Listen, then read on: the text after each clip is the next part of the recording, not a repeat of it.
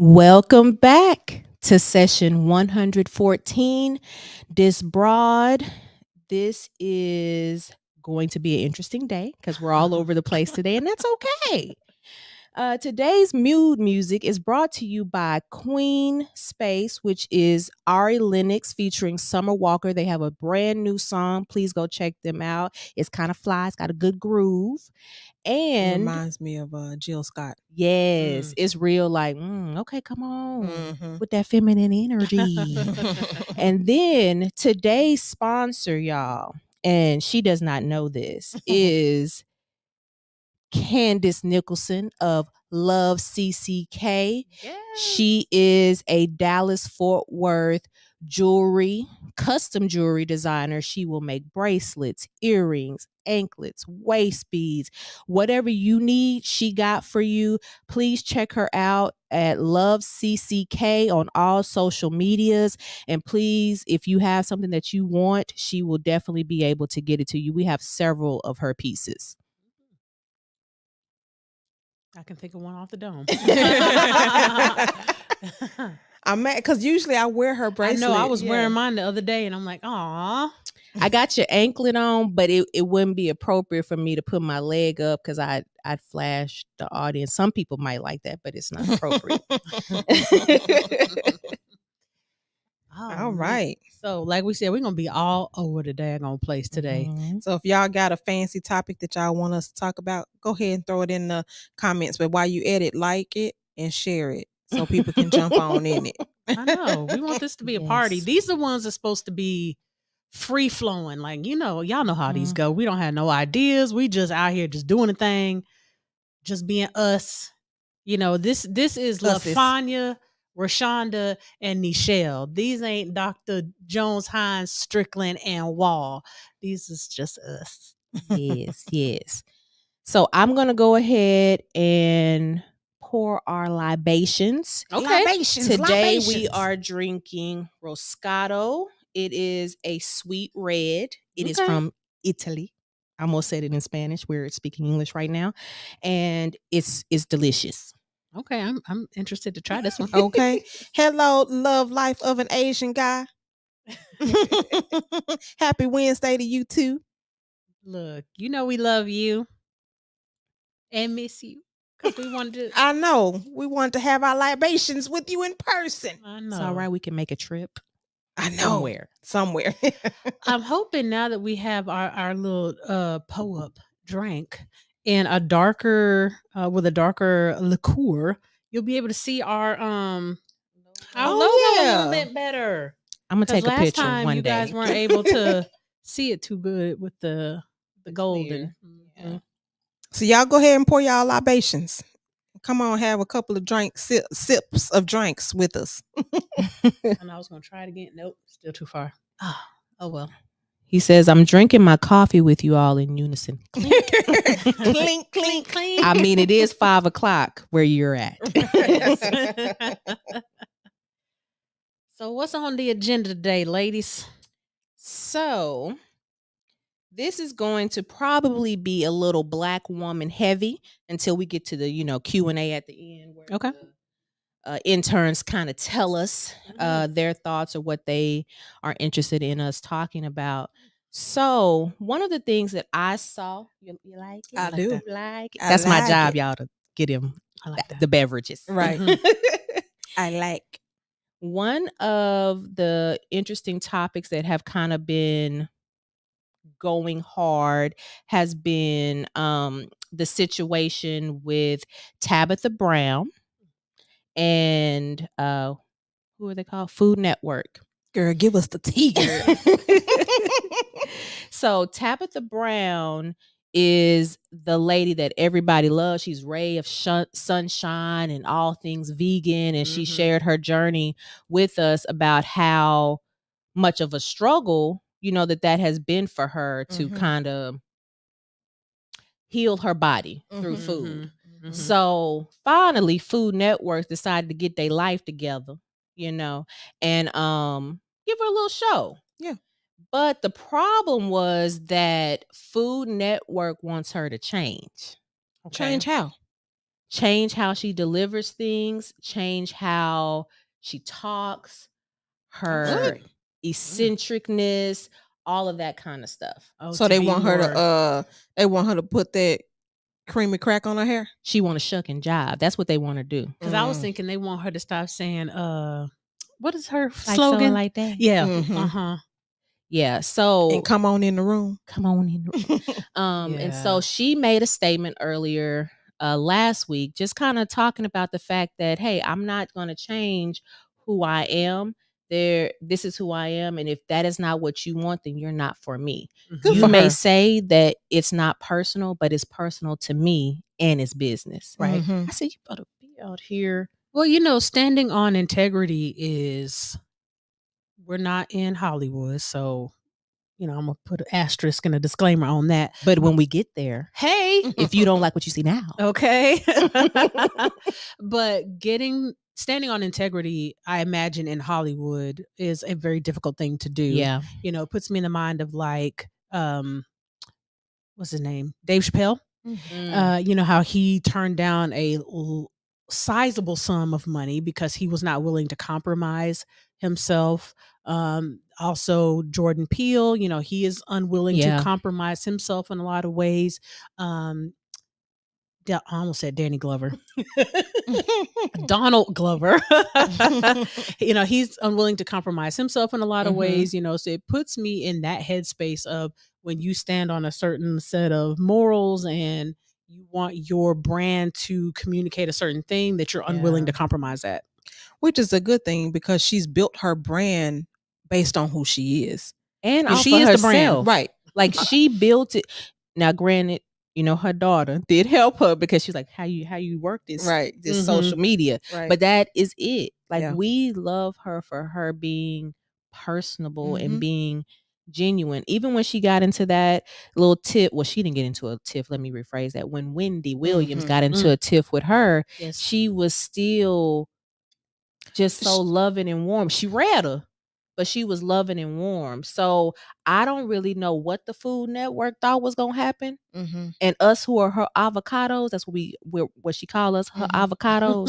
Mhm. I don't know why they thought we was not gonna support her. Right, because we were rocking with her before you got on. Yeah. So my thing is, I'm glad she stood for something. Yes. Right. So that she didn't Yes. fall for what they were trying to make her fall Well, she would have for. likely lost her core audience. Yeah. You know, that's the whole point. The people that got you on. Yeah. Want And you to then stay if the you, same. like if you start changing, then you gonna lose those people. You'll get another type of audience, Right. And the thing being about on it is Food Network, that part. but you will lose the people that got you there. Yeah. And the thing about it is, we all know that there are some changes that have to make you have to make, but your core and how you present, for the most part, should not change. We should not be No. like, wait a minute, why you sound so? What is going on with this? Well, think about somebody like Drake, right? Same formula has worked for ever 15 years, 16 years at this point. minus Degrassi. Minus Degrassi, and probably minus this most recent album that he's released. Because I don't know what that was. That was trash. Yes. And I love him as an artist, Me not as too. a man. I don't. Look, I'm hood to my core, right? But You like the Scorpio musings. I do. I think Drake appeals to a lot of women musically. He lets Yes. his feminine energy come out Mhm. occasionally. Yes, but the point I was making is that he sticks. I told you we was gonna be all over the place today. That glass already getting to your friend. Girl, I didn't have much of a lunch, I know, right? so excuse the tipsiness. Hey, Mom. But he has stuck to a formula. He knows what his audience Yeah. wants, and he delivers on what they like, Mhm. which has continued to make him successful for a very long time. And I think it is those individuals that understand the people that they're speaking to.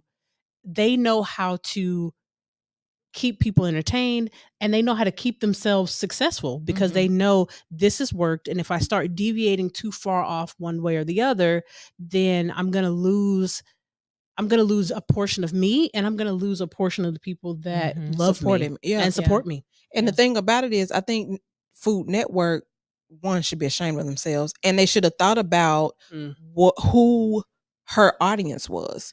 If you knew that she did not bring the audience that y'all appeal to, then don't invite her on. And they don't have a for real Southern charm person anymore since they had the debacle of racism from PD. I ain't gonna say a name because we don't give credit to people. I would say the Neelys too. The Neelys, yeah, but you know, they and haven't been on a while. Sonny Anderson. But they've she's also more Cali. Yeah, and they all haven't been on in a long time as well either. And let's be honest, who out of our generation is really going hard for Food Network since Iron Chef? The original Iron Chef. Yeah. You know what I'm saying? So it's been a long time. Let's not act like she not bringing a freshness to the table. Yeah. Because she is. So what they decided to do was they took her primetime slot, which was going to be Thursdays at 9 p.m. and gave her Tuesdays at 1 p.m. Ooh. You think we won't watch her on lunch break? It's like, right. Let me go ahead and hit that on demand. We got a whole TV in our conference room. You know, I think they forget that there's multiple ways for people to access entertainment nowadays. Right. We are no longer tied to the TV. You know, when we were all in college, you actually had to leave class, run and go home or to your dorm to be able to catch something. There was no such thing as even DVR at that point. Like it was literally, if you didn't get it, then you just missed it. Right. And you got to wait for the West Coast loop to, you know, come on and maybe watch it at midnight.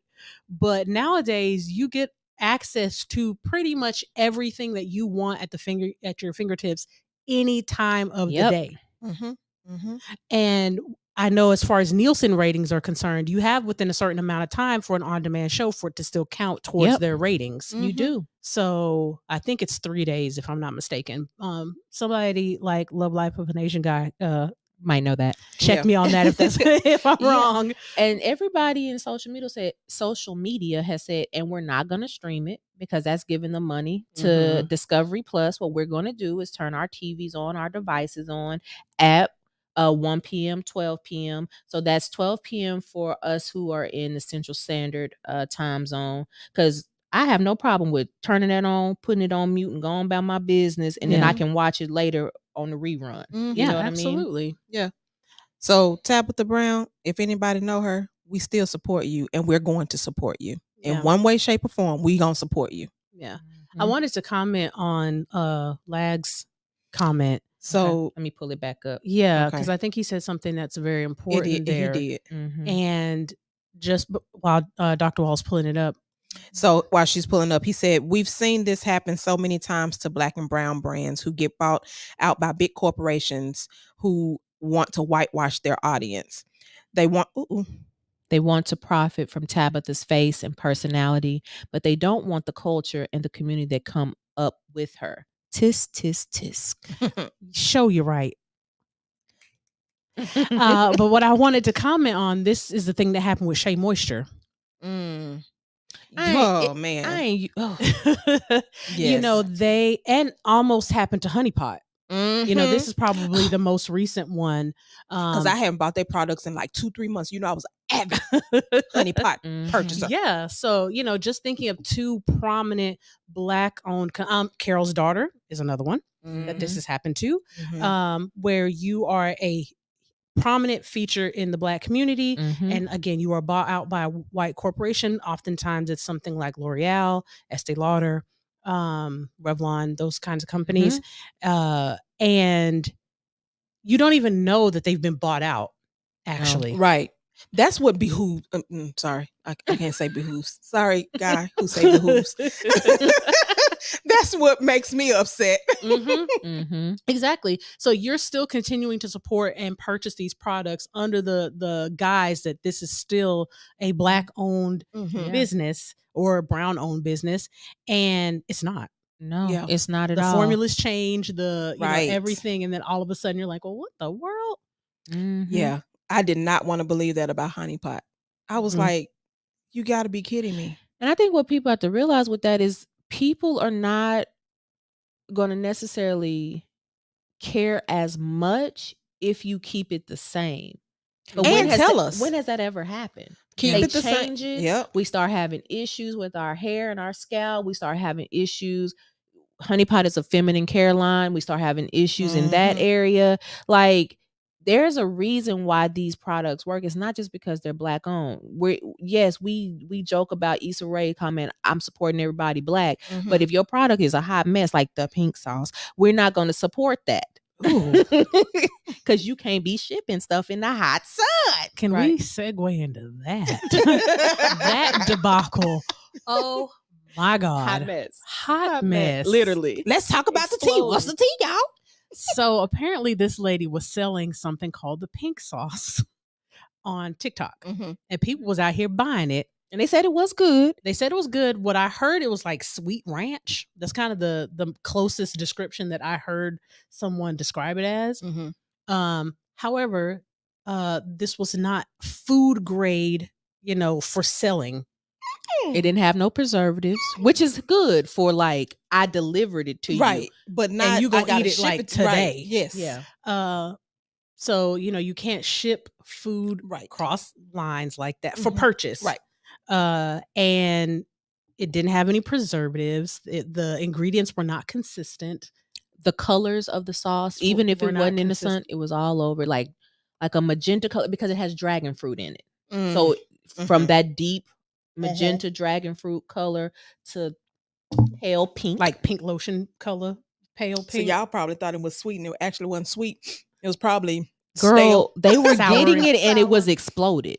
Yeah. Wait, what? What happened? Like the bottle had expanded because there's no preservatives in this stuff, and it was a milk-based product, which milk-based products do not hold well. My mouth water when they're not cold. I'm now sick. So then it turned into this whole thing where people were actually, I think a couple people got sick, and she ended up getting on TikTok to kind of explain herself, and that was a whole sham of a. She tried to redeem herself, but you can also see that she was being defensive because this is her product. She was proud of it, and I mean, rightfully so. People were also going in on her. Right.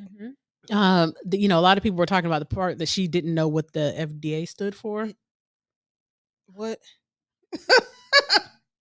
So, yes. Now, this also goes, if you're going to do business, and I don't care if you're Black, white, Asian, purple, Native American, or you an alien from, Jupiter. If you're going to run a business, you need to know all your regs. Especially if you're going to do a food-based business. Yeah. You literally... Any type of consumption. Any type of consumption or any type of product that goes in or on the body, because you literally could kill someone. Or on the scalp. Yeah, because you could kill someone. So a lot of people were going in on her, but it ended up becoming like a redemption arc. Yeah. So because it made her get her stuff together. Yeah. And a restaurant or a food distributor, I can't remember. Oh, I'm going to be quoting this wrong, but a restaurant or a food distributor actually is now going to partner with her to create the sauce and make it safe for sale. That's good. So it actually ended up turning out to be a great thing for her. And I imagine a learning lesson. Yeah.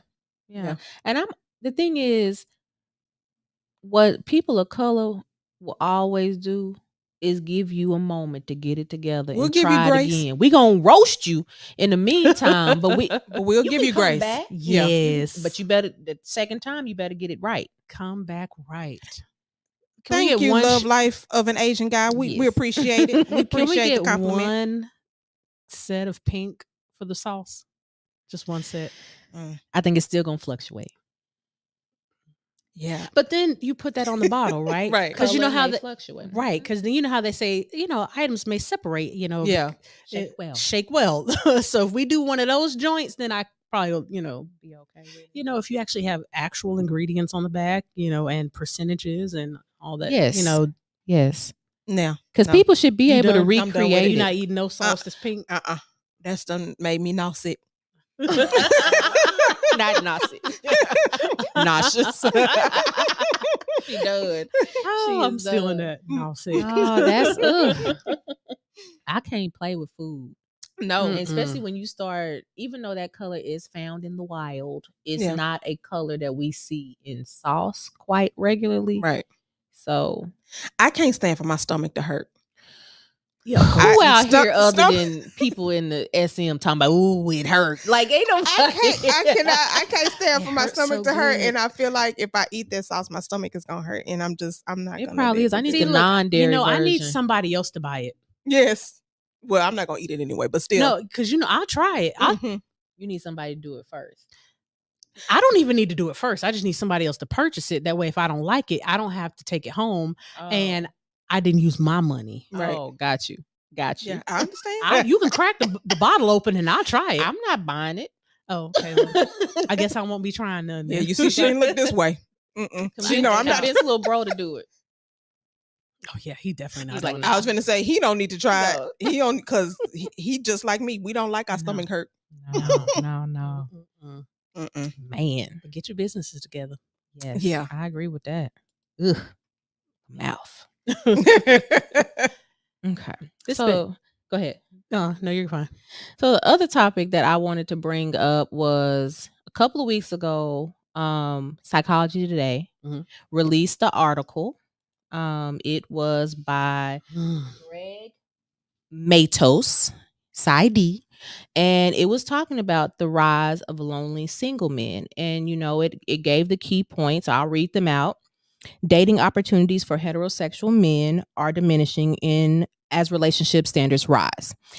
Men represent approximately 62% of dating app users, lowering their chances for matches. Men need to address skills deficits to meet healthier relationship expectations. So with that, there came this huge influx of people talking about this. And of course, therapists are going to chime in, all that good stuff. We've talked about it on our podcast about how there is a lot of deficits in many traditional minded men, and they are essentially, men are becoming blackberries. And if they do not update and upgrade, they will become a dinosaur. Obsolete. Wow. So I think that's the essential what was being said, and that didn't go over well. Because it is hard to take your stuff. If somebody come tell you something, your feelings are going to be hurt. Of course. It's going to be difficult. And like I was talking about earlier, us as people of color, we don't tell stuff the softest. It'd be like, we talk ass. Get your life together. You know what I mean? We don't real talk abrupt. Exactly. So if you want to hear more about that, please check out, our episodes on the alpha male. Check on our episodes about different relationships, because we do go into depth about that. But one therapist in particular, her name is Shabrea Rawls. She has a platform on TikTok called Unusually Bree, I believe is the title of it. And she, on her site, was talking about this particular article, but she was putting it in Black people terms. She wasn't, this is that. She was like, y'all MNFers need to get it together. Y'all have emotional deficits and it's not working. So she's talking normal. She's not talking in the capacity of a therapist. She is not sharing any information, which would be or fee, however you want to say it, because some people keep saying it's HIPAA. That's not HIPAA, people. No acronyms, because it's not that. And HIPAA, yes. So what ends up happening is another Black woman gets that information and writes an article about it, and her name is Ashika Harrison. Okay. In this article entitled Black America Responds to Therapists Who Scolds Black Men for Not Going to Therapy. First of all, I like her her Senegalese. Those She are cute. fire. She cute. She's beautiful. But what she do ain't cute. Oh. What she did was she put this woman's full name, her place of business, and doxed her. She got death threats. And I think she posted her response to that article on a Monday. Her place of business got fired her on a Friday. Wow. Ooh, that's horrible to get fired on a Friday. And she treats trauma people. Which one? The therapist. Oh, I thought both of them were therapists. One is Journalist. Oh, say that last part again. So Bree did got what? fired. By her business. Okay, so you're saying Bree is a therapist? Yes. Okay, gotcha. And so she, no warning. Her clients got no warning. So continuity of care is gone. I'm sorry. Now this is not to y'all, but I'm gonna say it to y'all. I wish y'all would. I wish y'all would. Because the way we about to fight in front of these people in this lobby out here, well, I'm gonna drag both of y'all. You're like, hold on. If she's a trauma therapist, all right. If she's a trauma therapist, that's unhealthy anyway. Like, you are gonna do the same thing that they come to therapy for? And how you fire somebody for telling people to go to therapy? Right. Like, I don't even. So what did the journalist say that made her get fired? It talks about how, I'm trying to get my words together because they essentially policed her speech and how it was not given in the whitewash form that it should have been delivered in. It wasn't genteel. But why did it need to be? It's on her page. It is. That's one. And if people understood Black people that go to therapy and the research behind Black people going to therapy, which is why they find a Black therapist to go to therapy with, they would understand that my Black people tend to drop therapy prematurely if they are not with a like therapist. Yeah. My clients know I'm gonna meet you where you're at. And if that means so you thought that's what you should do? Exactly. That's what we doing? Yes. My clients know I will verbally knock their head up against their own issues. Exactly. We're not doing that here. This is not, okay, let me tell you about what you should do better. That don't work for everybody. That don't work for us. So this makes me think about a story. I'm gonna, of course, redact this heavily. But I worked at a place many years ago, and one of the things that I did was I was a program director over the group. And there was a young Black male in this group, and he was having a meltdown of sorts. However, it was caused by another individual in the group and something that they legitimately did to this young man. Okay. The three therapists that were trying to calm down the Black young man were telling him, just use your coping skills, just use your coping skills, just use your coping skills. And finally he escalated to the point where they came and got me. So I just simply came in and said, so what's the problem? So they tell me what the problem is, and it is extremely easy to solve. Like, no need to even think about solving this problem. So I simply give the solution. I turned to the young man. I said, do you want X? He said, yes. I said, okay, I'll be right back. I went to the store, got X, because the thing that happened legitimately happened to him. Not the street drug. No.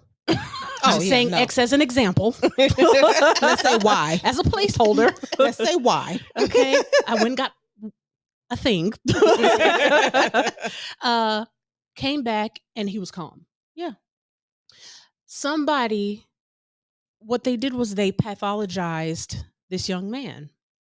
And that's partially because, unfortunately, there are white therapists that do not understand how to deal with, communicate with, reason with Black individuals. They in don't particular, understand Black males. External expression. Yes. We have been inundated with like the colonized perspective of everything. Like, if it is not nice, if it is not polite, if it is not fitting in these very small boxes of social norms, then it's not acceptable. Yeah. You have to think, every one of us have our own culture, and it's going to be some similarities. There's going to be some differences, and it is our job to be able to emotionally relate as people, not even as therapists, as people to the folks around us. So if you can't use your common sense, if you can't use your conflict resolution, why are you in the position of being a therapist? Yeah. That's a problem for me. Because the thing about it is, you should have learned more than one way to deal with a situation. Yes. And deal with different cultures. You can't deal with all cultures the same way. Even with us, yes, the majority of our clientele is African American. However, the percentage of others that we have, we still have to work with them based on how we need to work with them. Yes, off of them. Right. Yeah. And I think this is what makes her situation so unfortunate, because she was speaking to people that she knows how to speak to. And it was, like you said, it was policed heavily, and to the point of this woman losing her job. Yeah. That is so unfortunate. Like, it's her page. It's her page. What hurt my heart, and this always hurts my heart, is to see other Black and brown people annihilating her.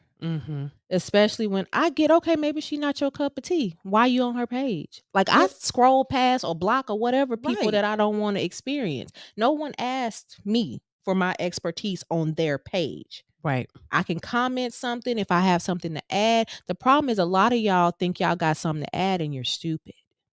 Well, I know that's a little harsh for Dr. Wall. Look, Nichelle, because it's Nichelle today.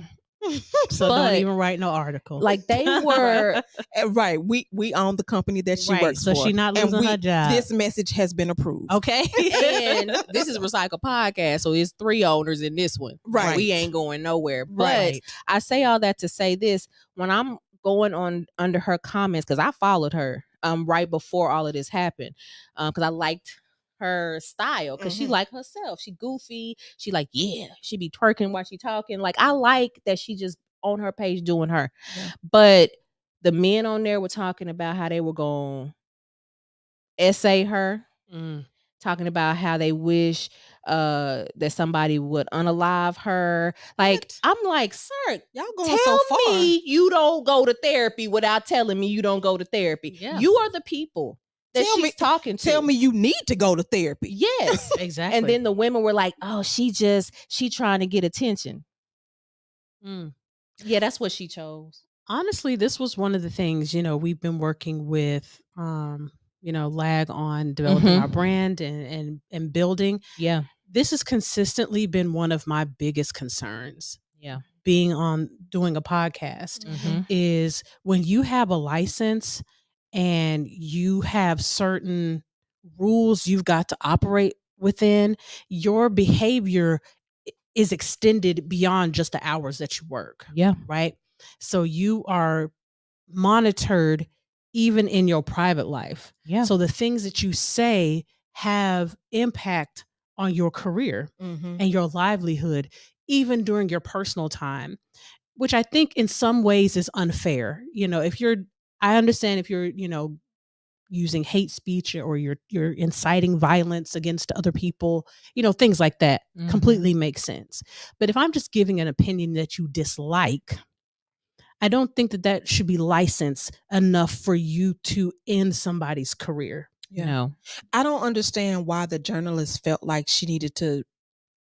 If she wanted to write an article on it, that's fine, cool. But why did you feel like you need to police how she said what she said, or even put her job in the article? And typically when you do have articles related to your profession, they do put your place of business in there. But it was bad publicity. But she never interviewed this girl. Not once. She just literally took information off the video. And y'all, it's literally in the first paragraph. It's not even at the end.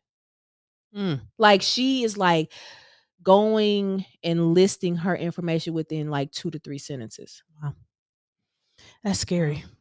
I mean, it's scary. It is so difficult to, one, be able to put out real information in a way that is digestible to the people that you're trying to talk to. Yeah. Because all three of us, we could get on here and use all the therapist jargon and all of the big words.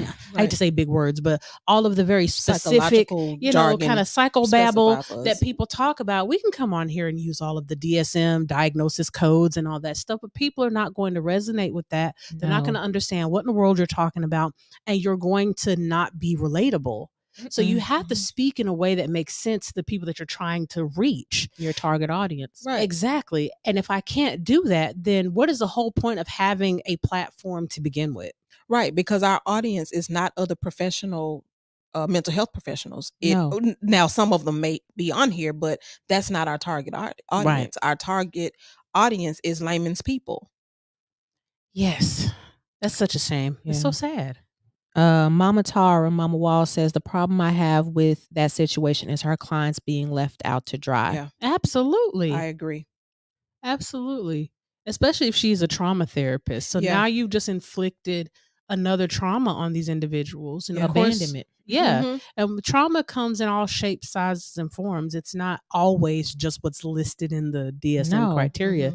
But you traumatize these individuals and potentially created a sense of abandonment. Which honestly is unethical, because you're supposed to give your clients at least a 30-day notice of your departure from your place of employment. Yeah.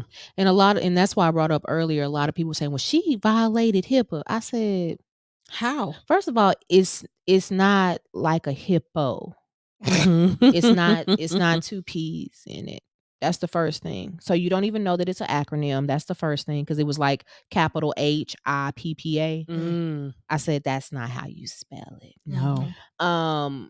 And she didn't. We are allowed to, in general, discuss topics that are being brought up in our therapy sessions. Y'all have heard it on our podcast. We don't give any identifying information whatsoever. In fact, I've had some clients who listen to our show who are also interns, and they'd be like, were you talking about me? And I'm like, nah, I wasn't talking about you. It's a very normal topic that comes up. And a lot of times we combine people.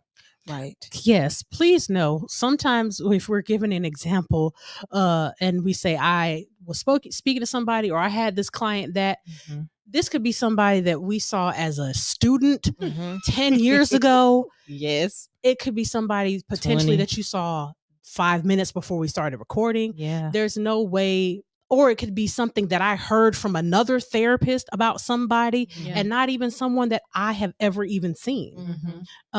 Stevie Hicks brings up a good point. He Dangerous says, point. Yeah. Also, when you dox somebody, your home address is put out there, and sometimes your relative's home address. So this, had potential. It's not a good situation. Now, this has it had a great outcome, although she gonna have to go to her own therapist, which she does have one, because she literally explained this in one of her posts after all of this happened, talking about how she had to heal from a narcissistic abuse relationship, and that's why she started her TikTok and all of that, and that's when she went into detail about the clients that she sees. But like, she's distraught. What are my clients supposed to do? How do I help them? Because I can't, because I don't have anything together. That's her income. That's everything. Right. But the good thing is, and now I can't even reach out to them at all. Once you're fired, that's it. That would be a HIPAA violation. Yeah, people. Yes. Exactly. Good thing is, though, Sis is starting her own practice. Go, girl. And the notoriety she has off of this. Her book's gonna be full quickly. Hopefully, her people will be able to get on there quickly. Yeah, but. Good for her. Good for you, Bree. Yeah. Silver lining for sure. Yeah. It's just sad. Like, I feel upset, angry, and it gets me to thinking, like, it's like, as a woman, as a Black woman, it's like, I don't feel like it should be this hard to just be. And I know other people feel the same way, but I'm talking about my experience in my body. I just don't feel like it should be this difficult. Yeah, I don't feel like I feel like it shouldn't be this difficult to just accept yourself and present yourself to the world and stop code switching. I have had to talk to so many people about code switching and being afraid to not. And I was like, well, who are you? Okay, so the person that you present to the world, is that person so bad? So why do you think you have to code switch in order for you to fit into whatever environment? Yeah. So you're trying to tell me that the person you are is a bad person, you disrespectful, you're unworthy, you're not intelligent. Like, is that what you're telling me? You don't know how to speak eloquently. You don't know how to speak at all. Like, what is that? What you're telling me? Yeah. Because us being us should not cause us to have to code switch to fit into anything. Just me being, if you can't handle the way we have a dialogue, then we don't need to be communicating anyway. Because I'm gonna be me. And you're gonna have to adjust based off environment. The way you act in church is not going to be the same way that you act at your job, which is not going to be the same way that you act with your friends or parents. There's nothing inherently wrong with code switching. Now, if you're doing it under some other, issues or some other reasons because there's some self-hate involved, that's completely different. But the expectation of your behavior when you go into the grocery store, no one's going to want to see you running up and down the aisles wilding out in the grocery store. No, you're expected to go in, grab your things, get in line, pay for your items, walk out. The same thing when you go in church. You're expected to go in, sit, participate in the services, go home. At work, come in, do your job. There's certain. But see, I don't even see that as being code switching. I just see that as you being you, like multifaceted. That's what I'm saying. Oh, I thought you said that you think. I thought you said that was code switching. Okay, that's the healthy. That's the healthy version of code switching, because you do have to adjust your behavior based off where you are. So then when you get with your friends, you may be a little bit louder. You may use different lingo. You may use different body mannerisms, but the core value of who you are is still the same, but your behavior is adjusted based off the behavior, based off the situation and the place that you're at. Yeah. Girl. But I feel like these two topics are very similar. The Tabitha Brown situation, her having to change who she is and conform to an organization or industry, and essentially the same thing with Shabrea Rawls, but also the additional element of not even being accepted by your community. Now, it's not the community at large. I'm not saying that, because the majority of us support her. There's been many Black therapists, other people of color, as well as, white accomplices, because we don't do allies here, accomplices that have stood up for her, been present for her. But it's just sad to see, It's sad that this is even a topic that we are discussing right now. In 2022. Right. For her and Tabitha Brown. Yeah. Yes. I would agree with both of those things. So what y'all, we've seen some of y'all's comments. Anybody else got anything to say about either of those topics? They like, y'all said it. I know, right? Like, share, and comment. Like, share, and comment. Yeah. I agree. In our beginnings of this podcast, that was a major thing that Dr. Strickland brought up many times. And I was like, we just gonna have to be us.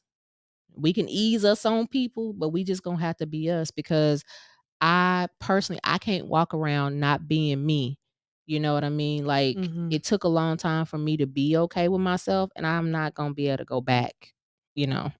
Stevie Stevie talk about Tab need to cuss one time. Yes, she does. Give the good soft cussing, right? Because I feel like Tabitha Brown can cuss you out and you don't even know you cussed out. Because that's what she did with Wendy Williams. Seriously.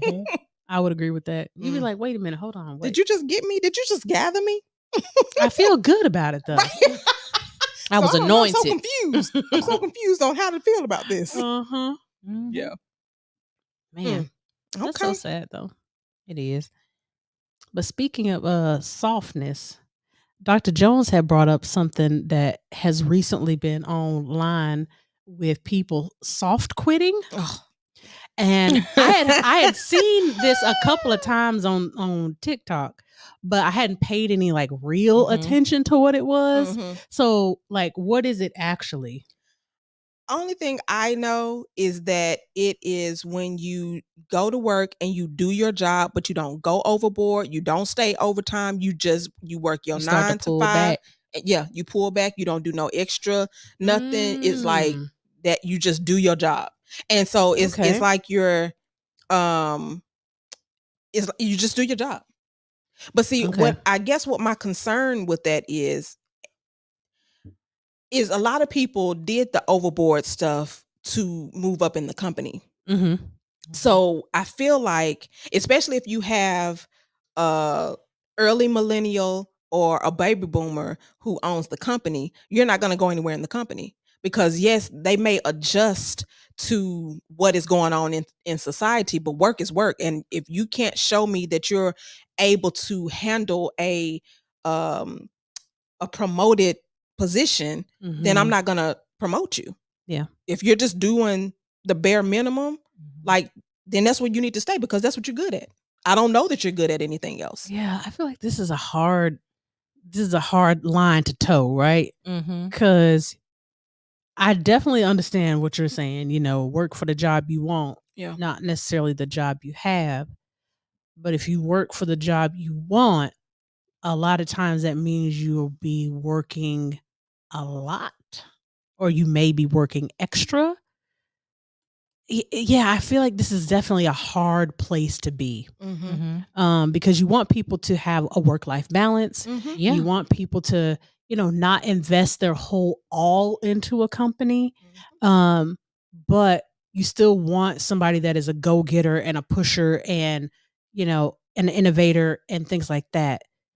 But those two things don't always align with one another. No. Right. And I think a lot with this situation is knowing your boundaries, because a lot of times when people are doing these soft quittings, it's because they have overcompensated.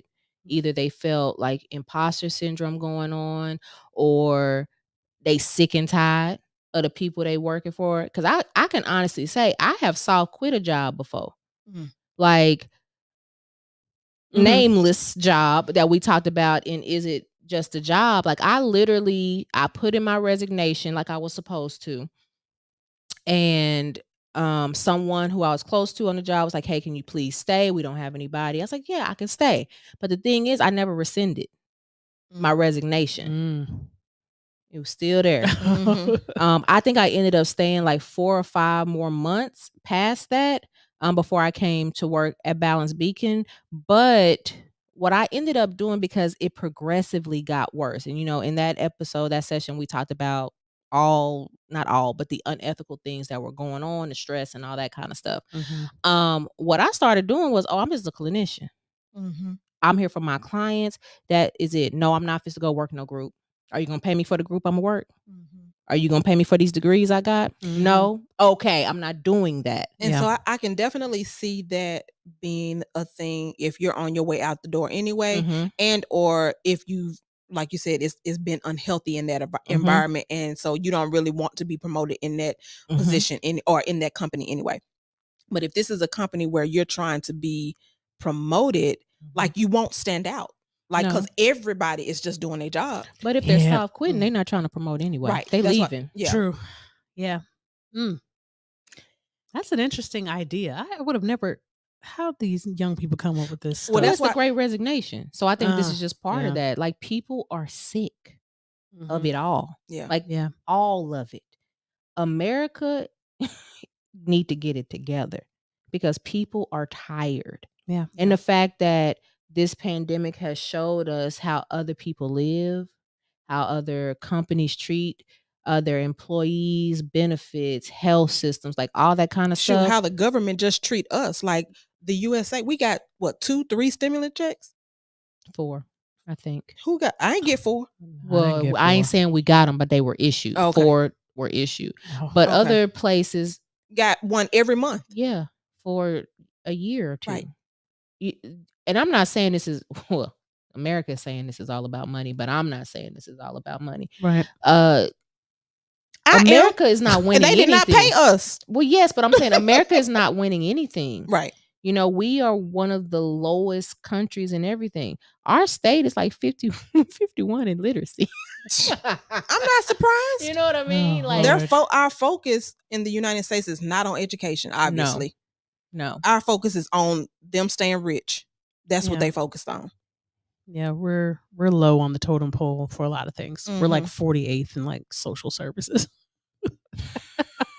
Anytime I tell somebody at MHMR, I'm always like, and they say, "Oh yeah, we moved here from," and I'm like, "You did? Why? Why'd you move to Texas?" And they're like, "What do you mean? Why?" I say, "Yeah, all that stuff that you had in Oregon, that you're not gonna get none of that here." Right. Texas has more prisons than it has schools. That's sad. Lock them and load them. Yeah. And but they educate them in jail, in prison. No? They educate themselves. No. They got some educational systems. The library. You see my eyes roll. You like, girl, shut up. Like, that's what I got. Yeah.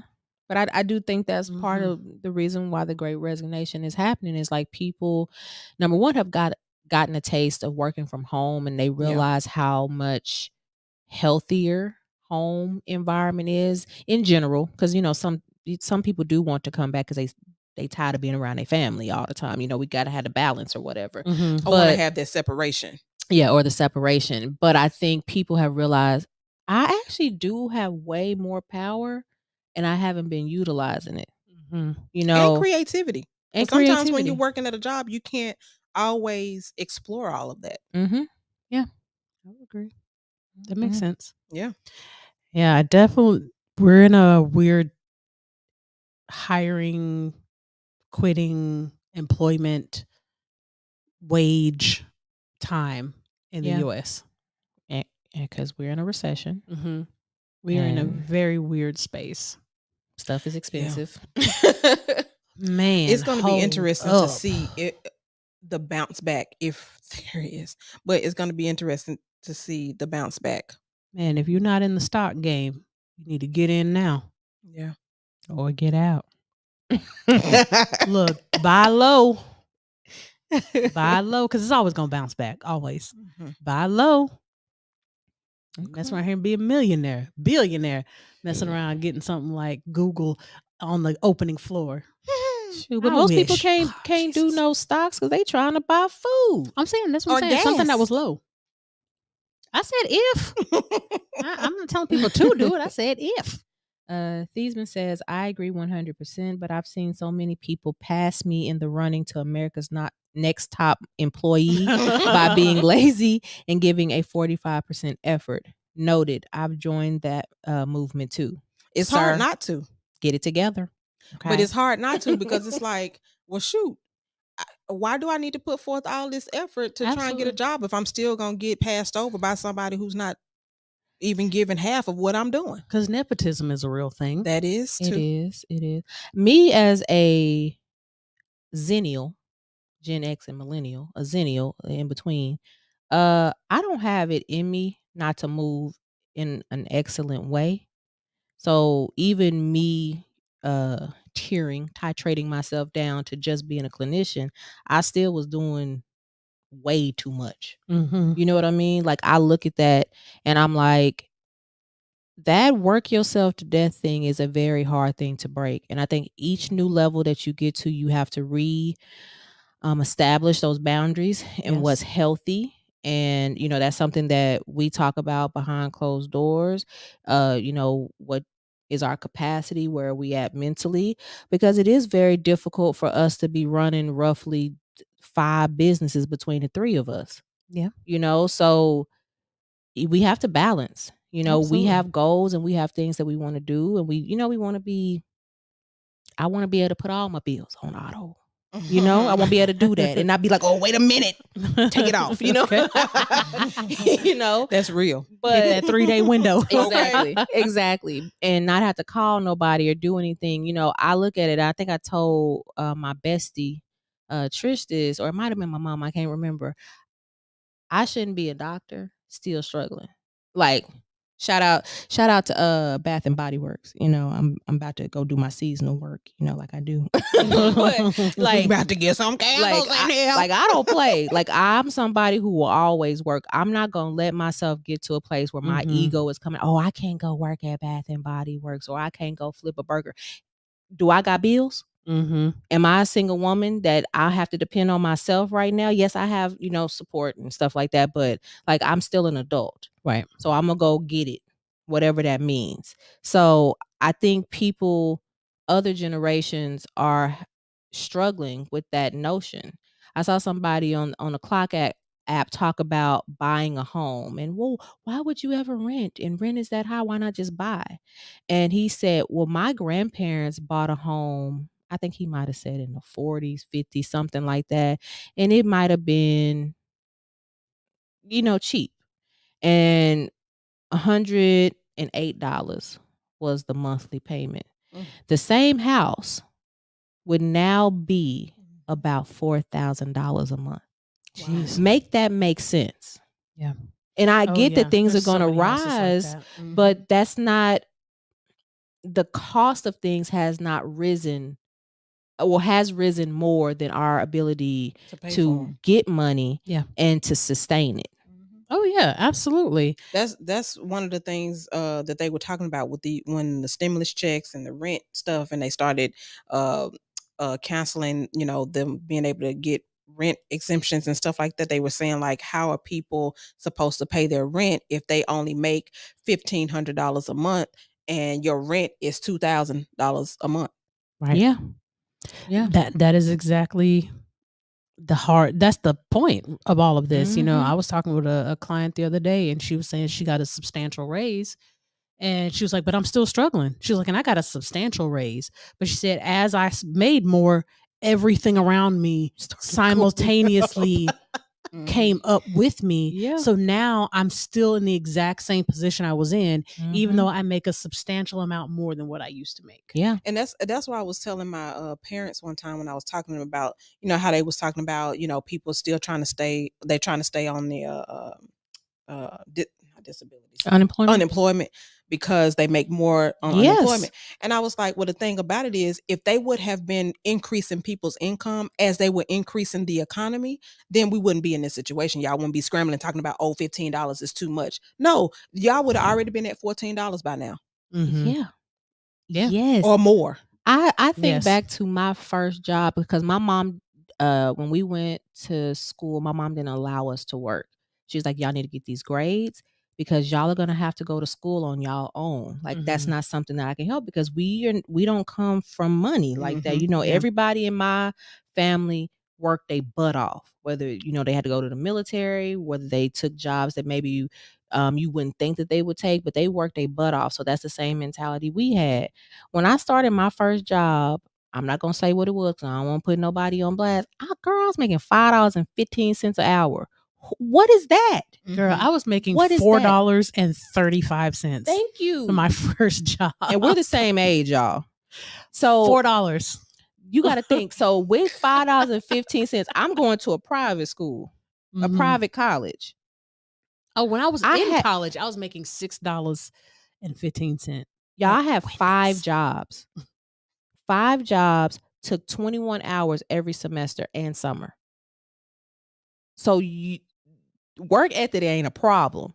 If you could zoom in on my face, my gosh. So I didn't take no 21 hours, but I did have 2 jobs though. I was like, this is expensive. Now I got pretty much a full ride, so I wasn't worried about that. But I was like, I need to be able to take care of myself. I was very avid that I did not want my mom or my grandfather supporting me in that way. And I know they would. Right. As soon as I turned 18, I turned 18 before I graduated. It's like, I want my phone bill. I want my phone bill right now. Not me. I was like, Daddy, you can keep paying it. No, baby. See, for me, it's Shout a bit out different. To Danny Strickland. Okay. Yeah.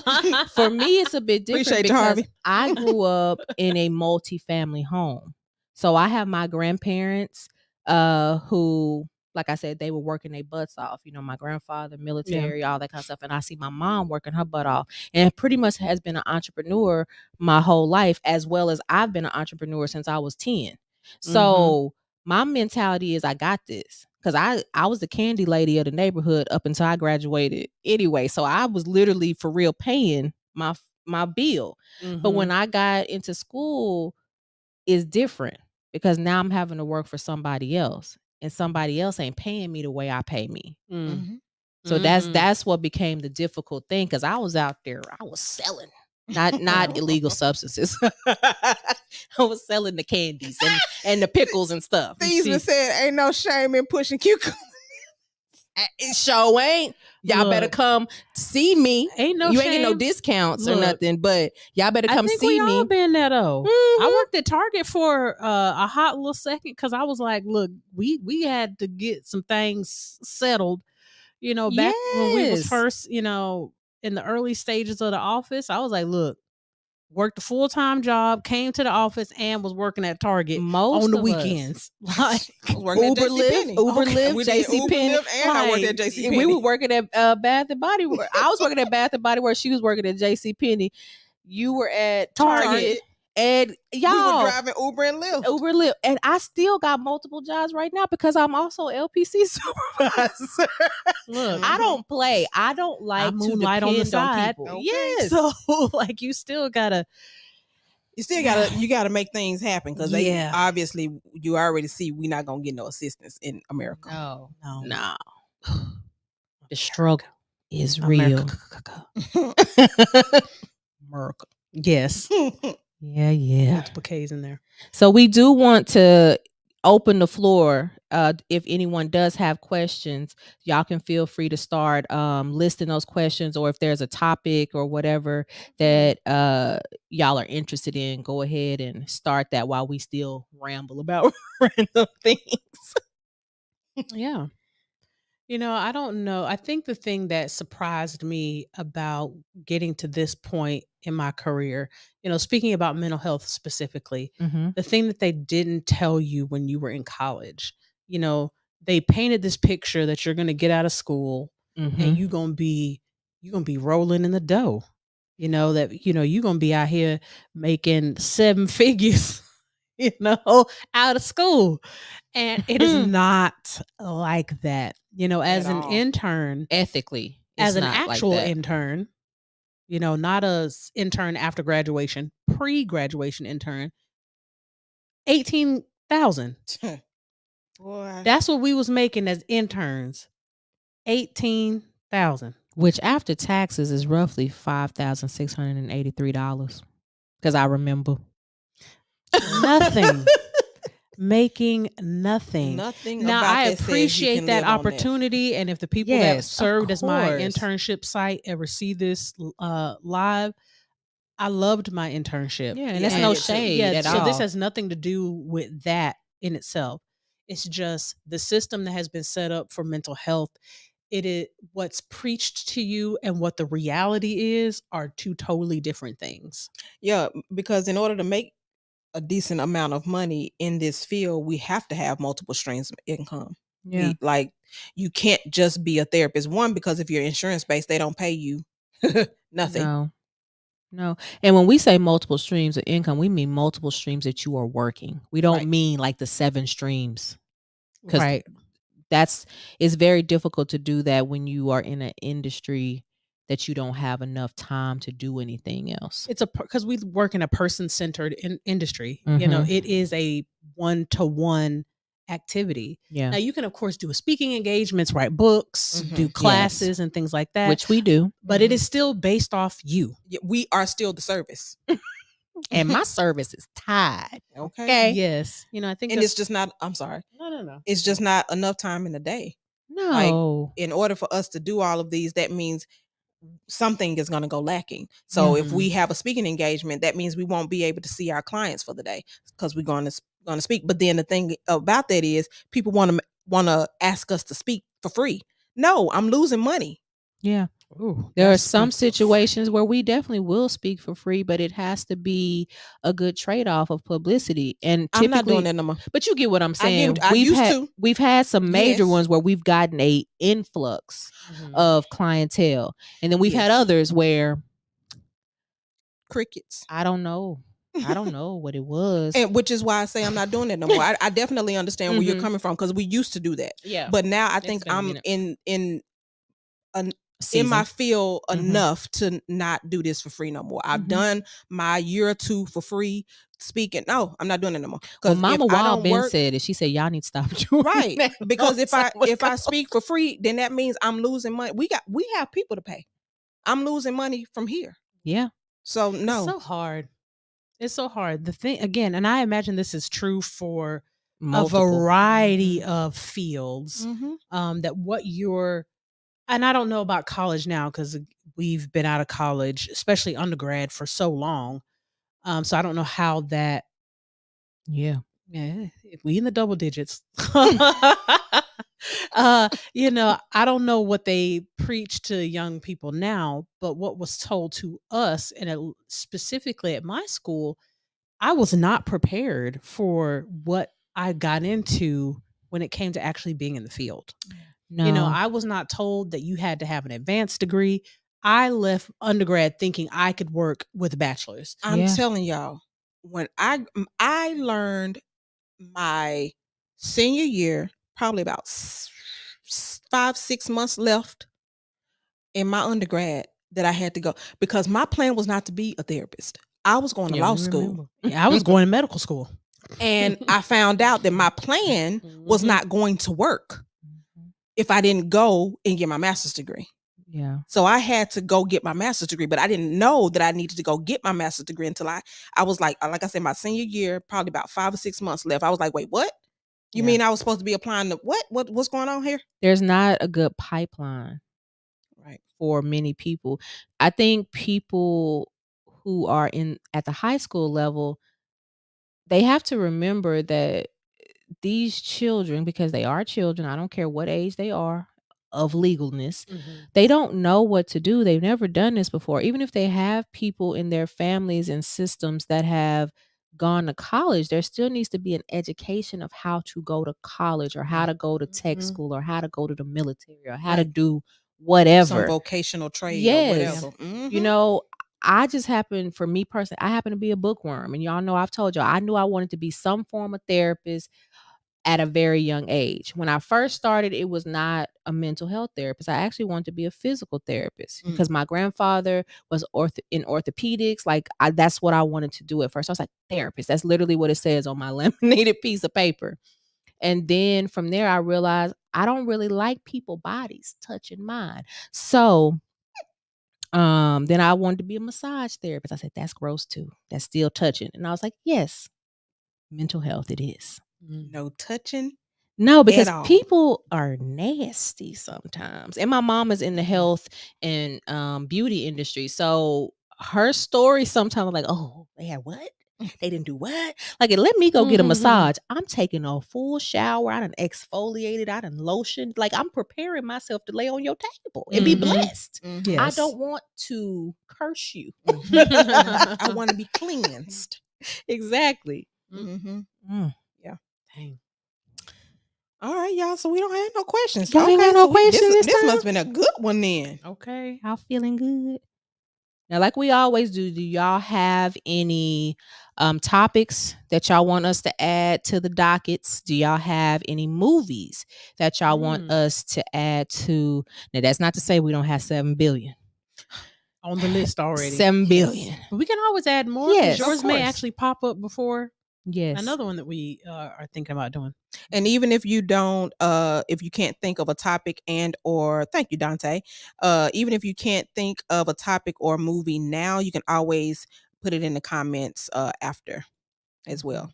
Don't lose your topic or your movie, because we need them. Exactly. Dr. Strickland and I, we are destined this season to get to do our favorite movie. Okay? We don't know when it's going to be, but we're going to do it because we both have the same favorite movie, which is Barry Gordy's The Last Dragon. Am I the meanest? Show enough. Am I the prettiest? Show enough. Am I the baddest? So we're definitely going to get that in there. If you missed last week's MMB Live, the movie for this coming month is Crazy Rich Asian. We're excited. We're also going to have a guest. Lag. Yay! This makes my heart so happy. For our shrink wrapped episode, which we haven't had one this year. So we're definitely going to do that. And we have some things coming up for October that we are getting together under Dr. JH's thought process. So we do have some good things in the pipeline, but we always want to make sure that we are meeting y'all's needs, because without y'all, we just be talking to ourselves. That is so true. Which, you know, made me think. What did it make you think? Just talking into like the darkness. It's just like you're just talking like. Of course, like that's where your brain went. Yeah, like you're just sitting on a stage and there's nobody in the audience and you're just talking. That's hilarious. So sad. Is the podcast schedule posted anywhere? Asking for a friend. You asking for you. Stop lying. We are going to work on getting the podcast schedule out. We're trying to figure out the best method for that, whether it's posting it monthly or just posting it the full year.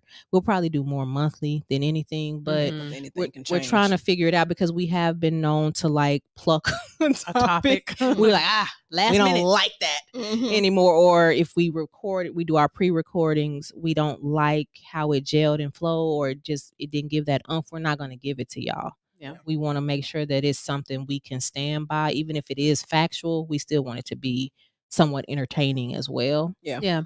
But we can definitely work on that. Thank you for that suggestion. And if you guys don't even have specific topics, if you have a theme, because we tried to go with a theme for the month. So even if you have a theme that you think would be interesting for us to dive into, we can always create the topics based off of that theme.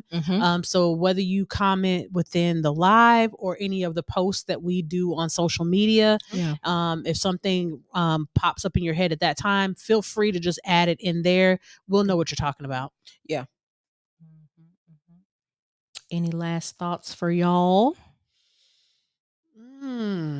Stop code switching.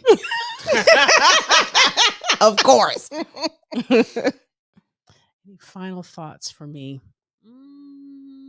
Or send-offs? Send-offs.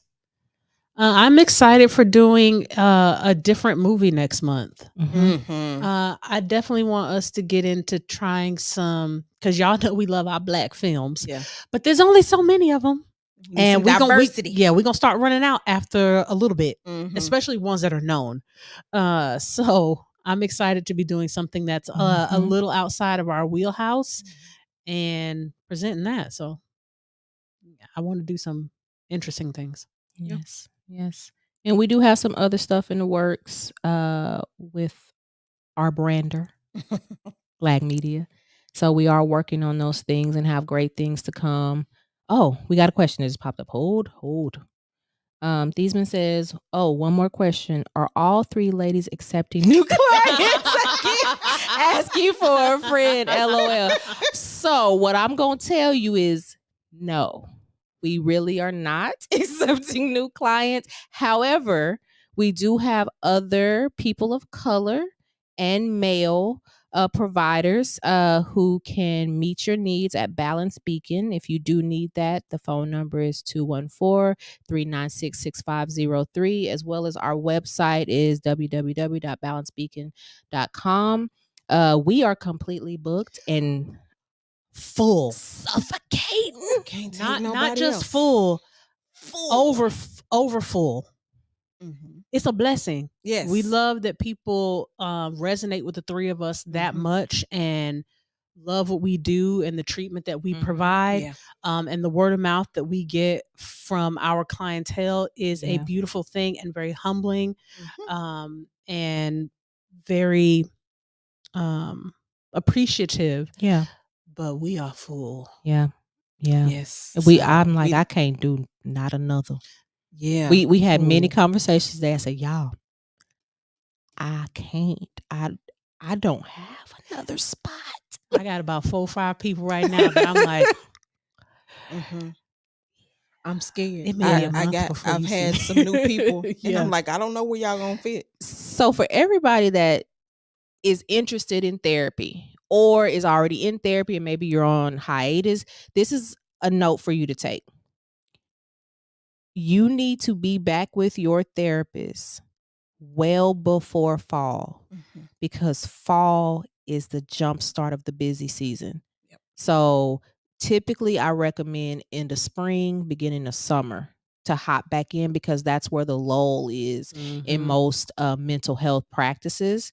That's when autopilot kind of goes on for most practices. When y'all are starting to struggle, everybody is starting to struggle. Because that's September. Yep. We didn't even get to September. They said It started in August. August. Yeah. It started in August this year. minute. But usually in September, it is like the floodgates come. Well, y'all, tomorrow is September. So It is. It is. Yes. It is. But thank you for that question. We really appreciate that. We appreciate that. Dante did give a suggestion of Double Jeopardy, which is a great movie to I haven't seen that definitely in a long time. review. Okay. Yeah, so we will add that to the pot. Yep. Look, so I know Dr. JH is not going to fly with this, but I'm going to ask the audience, and y'all please let me know, because y'all know I'm a huge horror fan. Are there any horror films that you guys would like us to do an MMB over? Y'all, and I will just give her the cliff notes. She wants me to spend a night at her house. That's what she wants me to do. Friend, if you want me to spend a night at your house, you just say, hey, friend, let's have a slumber party. I will do an interpretive dance for you of all the scenes in the movie. Can we film it and put it on the social medias? Absolutely. And I'm saying that on record. So if there are any, please let us know, because that's the one genre we haven't done yet. I gotta pray on that, because it make my spirit feel funny. Well, we got one. Nightmare on Elm Street. Well, that one ain't scary no more. I know, but it's still in the genre. Yeah. Don't get on my shine, man. I haven't seen that in so long. Child's Play. Lord, that one either. Come on, Dante, with the flood. Danta. Come on now. So Dante, I'm getting ready to give you an angry face. Hold on. Where is it? Okay, there we go. I'm giving you angry on both of these. Because Thiesman said, coming up with so many. OMG, any horror movie would be awesome. Thank you. This the problem, y'all. What we have planned for October is not horror. So that means we would have to move the October movie to November, which is a great month, by the way. I don't care when we do it. So then that means I'm staying the night the Gallows. That would be good. Over Dr. Strickland's house Monday, Wednesday, Friday, and I'm staying summer Saturday too. Okay. Where I would stay. We have extra bedroom. We got 2 bedrooms, because it's just me and my husband in our house. So we got 2 bedrooms. Y'all more than welcome to stay. Well, and we got extra TVs so y'all can sleep with the TVs on. And that's where I'll be with the TV on, because somebody might come through the TV. I don't want to do that. Or we can just come stay. I can just come stay at your house. I'm from the era of watching Hellraiser and stuff like that, so I can't be watching with the TV staying on, because Carol Ann comes to the light. Like I got, like it's kicking out tonight. It's kicking out. Yeah, my mama know I used to love horror movies, but I turned about 1920. I said, my spirit don't feel well when I watch these. It's because I'm an empath, I think. Well, my husband will be calling Dr. Strickland for me. Yes, because I've been waiting. Halloween. I just been waiting to plug that to see if anybody was interested, because I'm a huge horror buff. Just a side note, though, a subscription service to Shudder. Of course you do. Just a side note, for any of the suggestions that y'all are making, or Dante is making for the horror films, also be considering we're gonna have to give it a psych spin. So be thinking about that, That is true. Well, I can't support you can support. You're not gonna see the footage.